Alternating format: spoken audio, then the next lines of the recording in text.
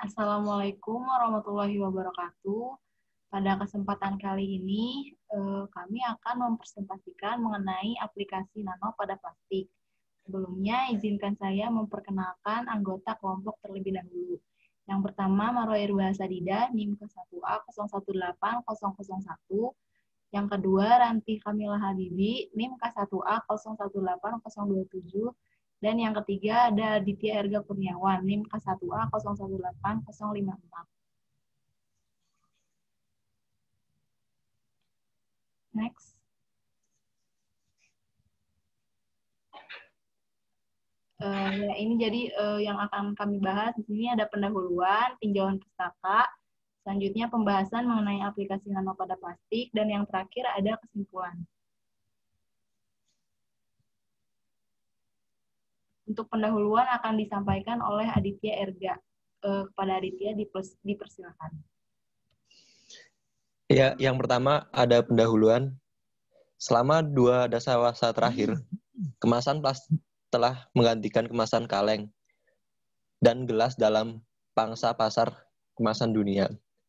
Kemasan plastik memiliki beberapa keunggulan dan kelemahan, khususnya pada daya permeabilitas atau barir terhadap beberapa jenis gas dan uap air yang dapat menimbulkan berbagai bentuk penyimpangan organoleptik, baik rasa, bau dari produk yang dikemas.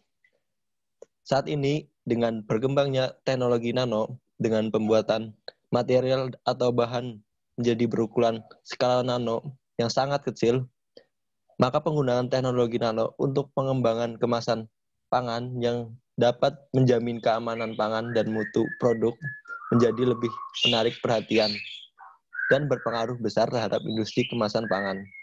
2 aplikasi nanoplastik, yaitu pada pembuatan kemasan jerigen plastik polietilen dan pada bioplastik dari ubi kayu.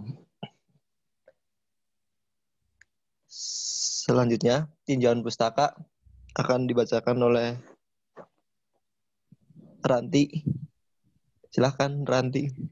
Oke, kita masuk ke tinjauan pustaka. Di sini tinjauan pustaka dibagi menjadi 2, yaitu ada nanoscience. Nanoscience di sini didefinisikan sebagai studi tentang fenomena dan manipulasi bahan pada skala molekuler dan makromolecular, di mana sifatnya ini berbeda secara signifikan dari bahan yang berada di skala yang lebih besar. Nanoscience juga dapat didefinisikan sebagai ilmu dan rekayasa dalam penciptaan material, struktur fungsional, maupun piranti dalam skala nanometer. Dalam terminologi ilmiah, nano berarti 1/miliar. Nanometer adalah 1/1000 mikrometer atau 1 juta milimeter atau 1/1 miliar meter. Kemudian ada nanoteknologi. Nanoteknologi didefinisikan sebagai desain, kalkulasi, produksi, dan penerapan struktur, perangkat, dan sistem dengan mengontrol bentuk atau ukuran pada skala nanometer. Kemudian nanoteknologi juga didefinisikan sebagai ilmu yang mempelajari proses dan karakterisasi suatu bahan atau struktur yang berukuran lebih kecil dari 100 nanometer, termasuk juga fenomena unik dan sifat fungsional yang baru yang akan timbul. Beberapa sistem pangan dan pertanian dapat memanfaatkan nanoteknologi untuk meningkatkan karakteristik dan sifat fungsional pangan, deteksi patogen atau kontaminan, dan delivery sistem bahan pangan fungsional. Kemudian, selanjutnya ada plastik. Di sini plastik menjadi material yang penting dalam berbagai bidang dan aplikasi karena sifatnya yang ringan, insulator panas dan listrik, serta proses pengolahannya lebih mudah dan murah. Nah, plastik di sini merupakan salah satu jenis makromolekul yang dibentuk melalui proses polimerisasi. Polimerisasi sendiri ini adalah proses penggabungan beberapa molekul sederhana atau monomer menjadi molekul besar atau makromolekul atau polimer yang membentuk rantai yang melalui proses kimia.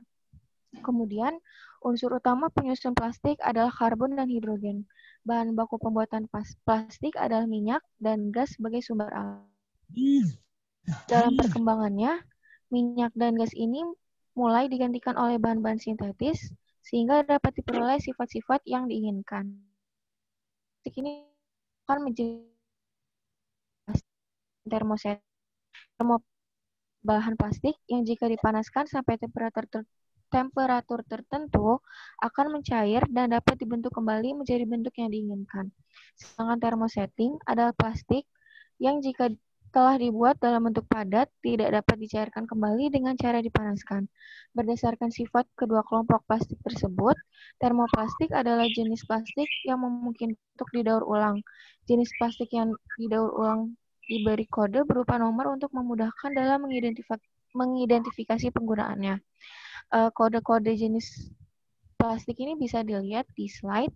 Di sini ada yang pertama PETE atau polyethylene terephthalate. Kemudian ada HDPE, high density polyethylene. Kemudian PVC, polyvinyl klorida. Kemudian ada LDPE, low density polyethylene. Terus ada PP, polypropylene. Ada PS, polistiren, dan others atau jenis plastik yang lainnya. Ya, kemudian langsung aja masuk pada aplikasi nano pada. Yang pertama ini ada aplikasi nano pada pembuatan kemasan jerigen plastik polietilen. Pada aplikasi ini kita bagi menjadi 4 bagian. Yang pertama karakterisasi morfologi kemasan. Yang kedua ada analisis sifat fisik kemasan, kemudian ada uji logam berat termigrasi, fraksi ekstrak N-heksan, dan fraksi terlarut silen, dan ada uji simulasi transportasi.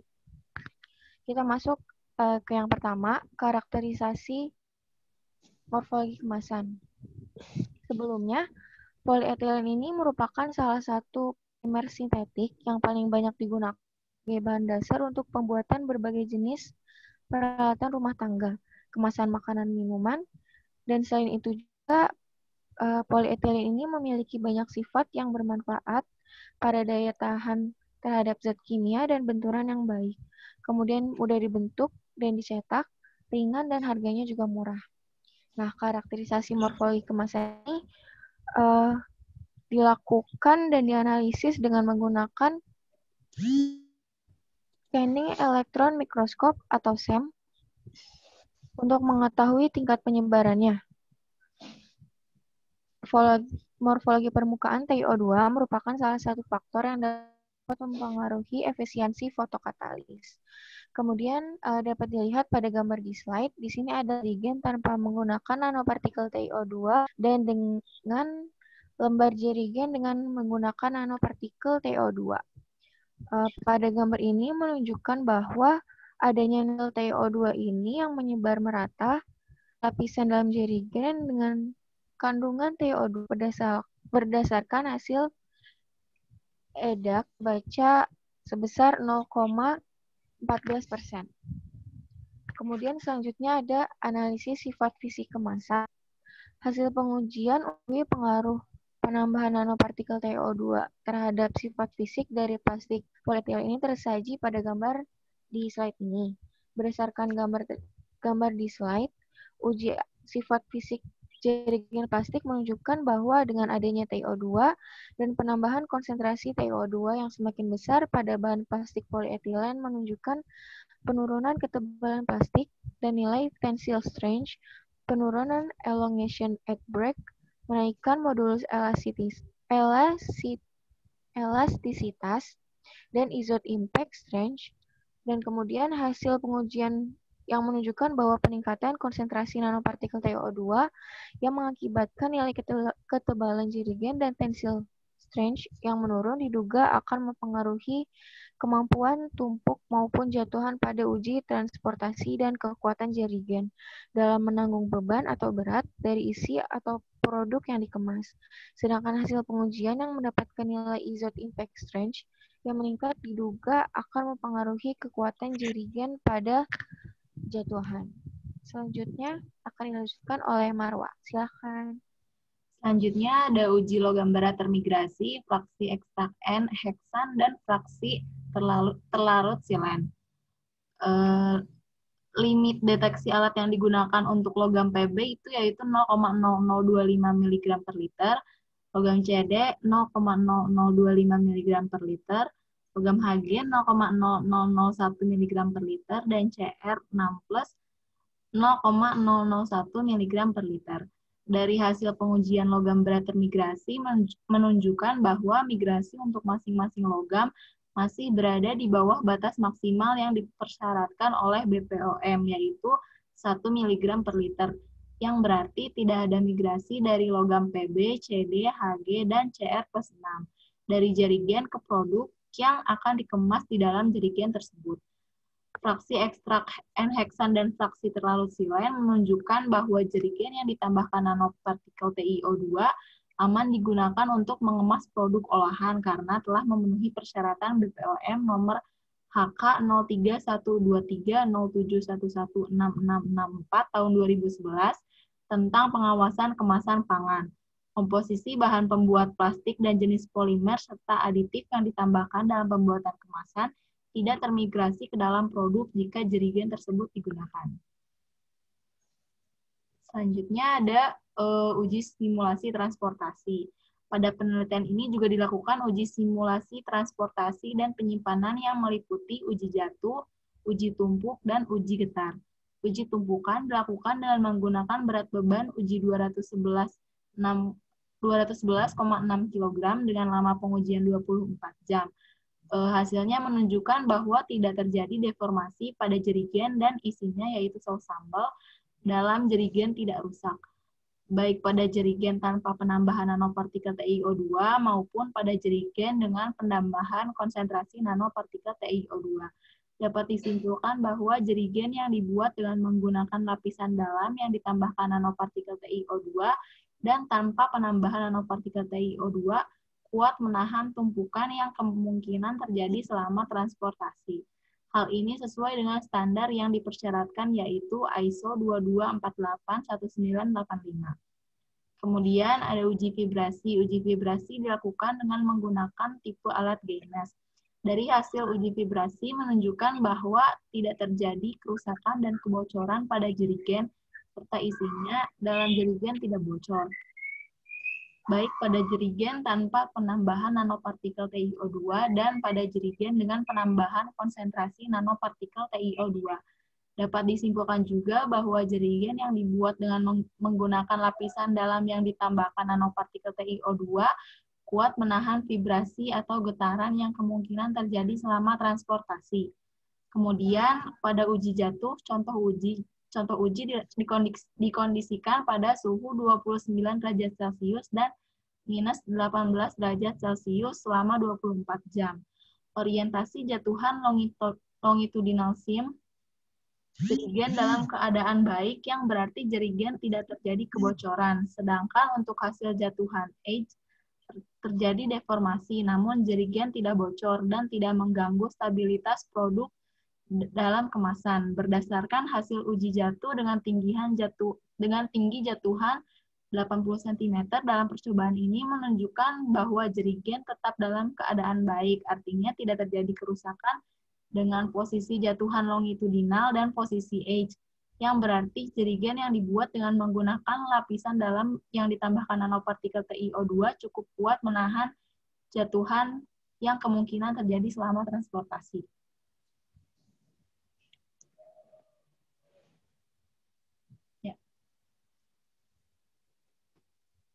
Ya, untuk selanjutnya, pembuatan bioplastik dari pati ubi kayu berpenguat nanoserat jerami dan ZNO. Itu ada 5 tahap yang dibahas. Yang pertama, kuat tarik atau tensile strength. Yang kedua, elegansi. Yang ketiga, uji daya serap air. Yang keempat, uji penguraian atau degradability. Yang kelima, uji SEM bioplastik. Selanjutnya, yang pertama, kuat tarik atau tensile strength merupakan ukuran untuk kekuatan film secara spesifik, merupakan tarikan maksimum terakhir sebelum putus atau sobek. Pengukuran ini mengetahui besar gaya yang diperlukan untuk mencapai titik tarikan yang maksimum pada setiap luas permukaan film. Sifat tensile strength tergantung pada konsentrasi dan jenis bahan pembuat bioplastik, terutama plastik yang bersifat kohesi struktural. Kohesi struktural merupakan kemampuan polimer untuk menentukan kuat atau tidaknya molekul maupun ikatan antar rantai polimer.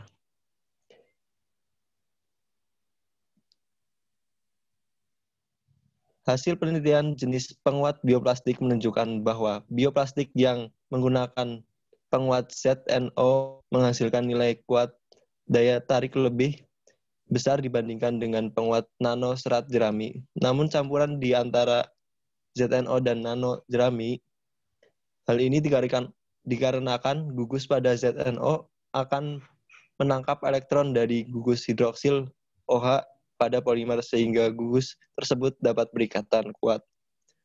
Kuat tarik dari film plastik sangat dipengaruhi oleh kandungan penguat bioplastik yang ditambahkan. Karena konsentrasi penguat akan menaikkan ikatan hidrogen dari dalam film sehingga akan memperbesar kemampuan sehingga kuat tarik film akan semakin tinggi. Itu dapat dilihat pada grafik dari gambar di slide.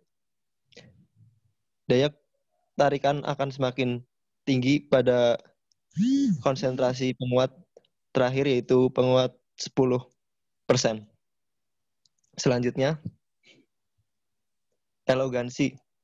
Elogansi merupakan perubahan panjang maksimal film sebelum terputus. Semakin tinggi nilai elogansi dari suatu plastik, maka semakin tidak menjamin kualitas dari plastik tersebut. Persen elogansi ini dipengaruhi oleh kandungan ZNO dan nanojerami dan campuran antara keduanya. Elogansi adalah sifat mekanik yang erat hubungannya dengan sifat fisik bioplastik. Hal ini menunjukkan bahwa perubahan panjang bioplastik sangat maksimum dengan memperoleh gaya tarik sampai bioplastik terputus. Nilai elogansi menjunjung kemampuan bioplastik untuk memanjang. Sifat ini tergantung pada bahan pembentukan bioplastik yang mempengaruhi sifat kohesi struktur bioplastik. Grafik tersebut merupakan pengaruh jenis penguat terhadap elogansi bioplastik. Dari hasil analisis menunjukkan bahwa konsentrasi penguat sangat berpengaruh terhadap elogansi bioplastik. Pada gambar tersebut dapat dilihat bahwa nilai elogansi pada masing-masing perlakuan memiliki kemampuan untuk memanjang.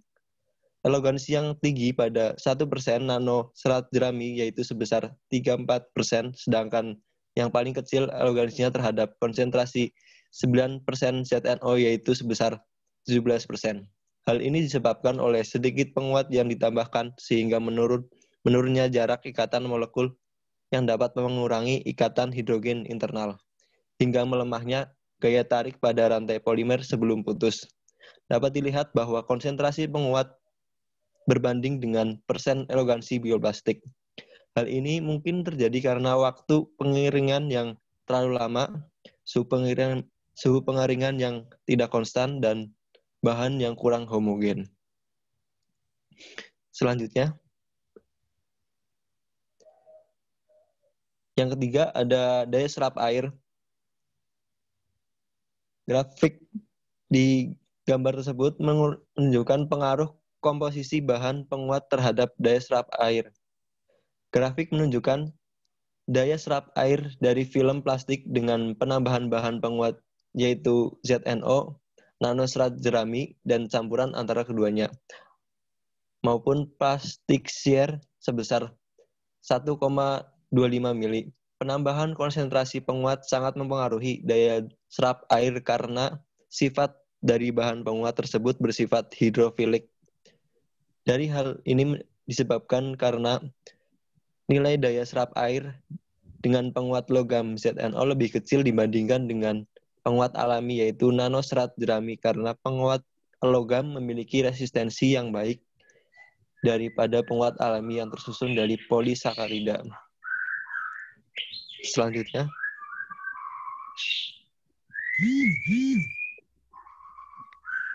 Ya, selanjutnya ada uji penguraian atau degradability. Analisa biodegradasi bioplastik dilakukan melalui pengamatan film secara visual. Hasil uji biodegradasi dari bioplastik ubi kayu dengan penambahan penguat baik itu ZNO maupun nanoserat jerami dapat dilihat pada grafik yang ada di slide.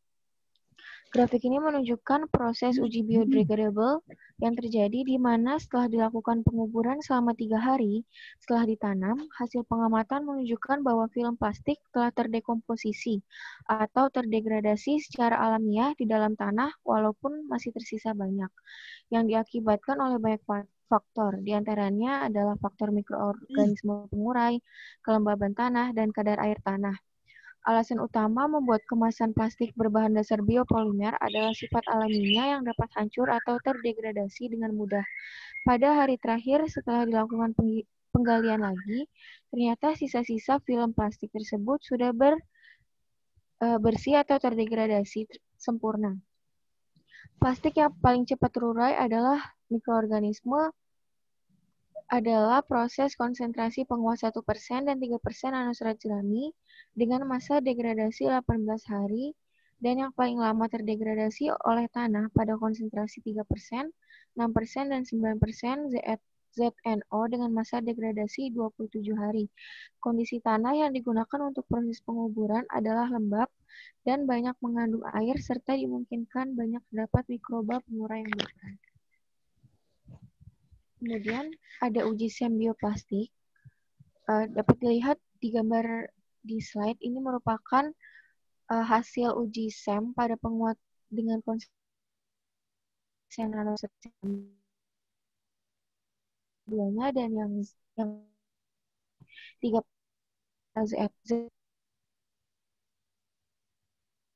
SEM untuk sampel tampak bahwa partikel-partikel yang lain, baik itu di nanoserat jerami maupun di campuran. Berbanding terbalik dengan ZNO, terlihat bahwa ZNO larut dalam pati dan tergolong cukup rapat sehingga air yang diserap cukup rendah dibandingkan bioplastik lainnya. Tetapi terdapat pori yang tidak merata yang disebabkan oleh pengadukan yang belum sempurna dan struktur morfologi film yang dihasilkan tidak homogen yang disebabkan oleh pencampuran yang kurang sempurna dan adanya nanoserat jerami yang tidak larut dalam pelarut organik. Kemudian pada plastik bioplastik yang dihasilkan terlihat adanya gelembung-gelembung udara. Pembentukan rongga udara disebabkan oleh pengadukan dan proses pencetakan bioplastik yang mempengaruhi struktur permukaan bioplastik yang dihasilkan. Semakin baik proses pencetakannya, maka uap air yang terkandung dalam bahan akan cepat menguap.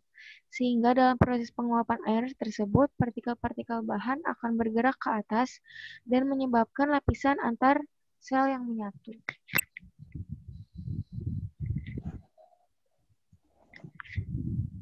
Selanjutnya yang terakhir ada kesimpulan. Yang pertama, penggunaan nanopartikel TiO2 pada plastik polietilen berpengaruh terhadap tensile strength, elongation at break, modulus elastisitas, dan nilai Iser impact strength dari jerigen plastik. Semakin banyak penambahan konsentrasi nanopartikel TiO2 dapat menurunkan ketebalan plastik, nilai tensile strength, elongation at break, dan meningkatkan nilai modulus dan impact strength jerigen plastik yang dihasilkan. Artinya, kekuatan jerigen dalam menahan jatuhan juga semakin meningkat. Sifat-sifat fisik kemasan tersebut akan berpengaruh terhadap kekuatan jerigen selama penyimpanan dan transportasi, terutama kemampuannya dalam menahan jatuhan, tumpukan, dan getaran yang ditunjukkan dari uji tumpuk dan uji getar jerigen yang masih dalam kondisi baik. Yang kedua, nilai kuat tarik dapat dilihat bahwa penambahan komposisi bahan sangat mempengaruhi kuat tarik dari film plastik.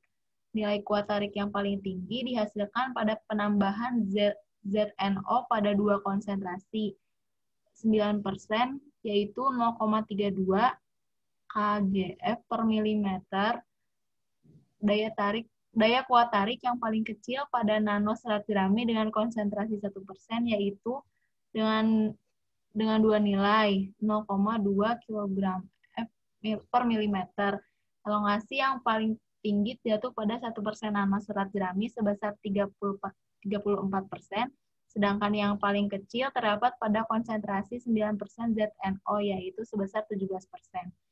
Nilai daya serap air dari hasil penelitian berkisar antara konsentrasi yang paling rendah 9% ZNO dengan hasil 16% penyerapan air, hingga konsentrasi yang paling tinggi yaitu 1% nanonitrat jerami dengan hasil penyerapan air 27,23%. Proses degradasi film plastik terjadi selama 18-27 hari. Hasil analisa SEM pada permukaan plastik biodegradable terlihat bahwa nanoserat jerami tidak larut dalam pati, sehingga jelas nampak nanojerami kecil-kecil, sedangkan ZNO larut dalam pembuatan plastik sehingga ketahanan plastik tersebut tampak jelas.